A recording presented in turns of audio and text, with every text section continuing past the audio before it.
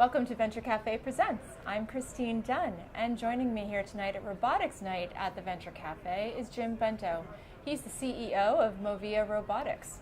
Thank you so much for joining me here. Thank you. Thank you for So tell us about Movia and what its mission is. Movia is a very interesting company. It's a humanoid robotic company that has developed some software to teach children with special needs, children on the autism spectrum, teach them how to learn and do social skills, learn academics, and to be part of society. As you know, autism is a very hard a hard case to really educate. It costs a lot of money. It takes a very special place in the school system with special education. The increase, autism is on the increase, 1 in 68 versus 1 in 168 5 years ago. CDC doesn't know why autism has come to this point, and we feel we have a solution that could help children with their situation, with their learning, and help them become productive adults and grow into a normal life. So how does it work exactly? Because I would imagine part of it with the behavioral and the relational challenges that sometimes emerge with some of these children.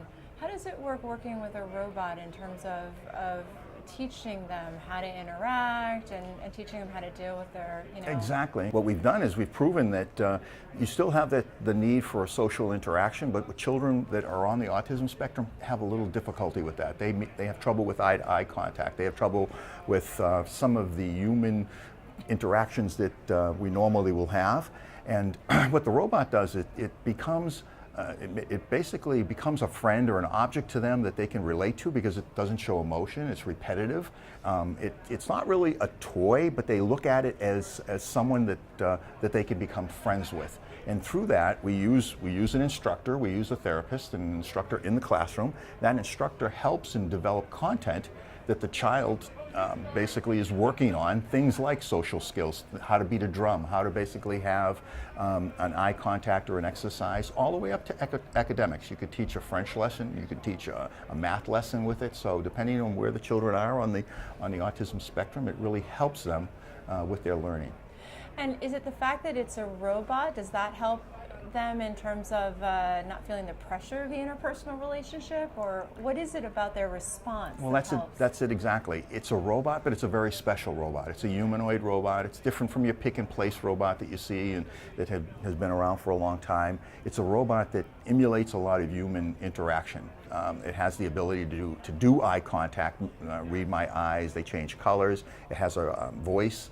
It has a semi-autonomous or autonomous engine that it can mimic movement, and it can. So the children feel right at home. They actually enjoy and they embrace. They look forward to their classes.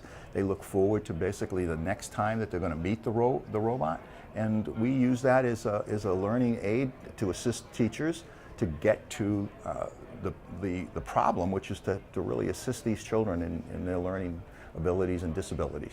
So you're using it in schools right now? We are. We're in West Hartford school system. We've been there for 5 years. We've done clinical trials. West Hartford loves the program. They keep continuing to basically buy more time and more time with the robot, and we're looking to expand this. We're looking to take this into all school systems, make an affordable package that all schools can develop and can have some sort of programming for this robot and to get it out there amongst the children.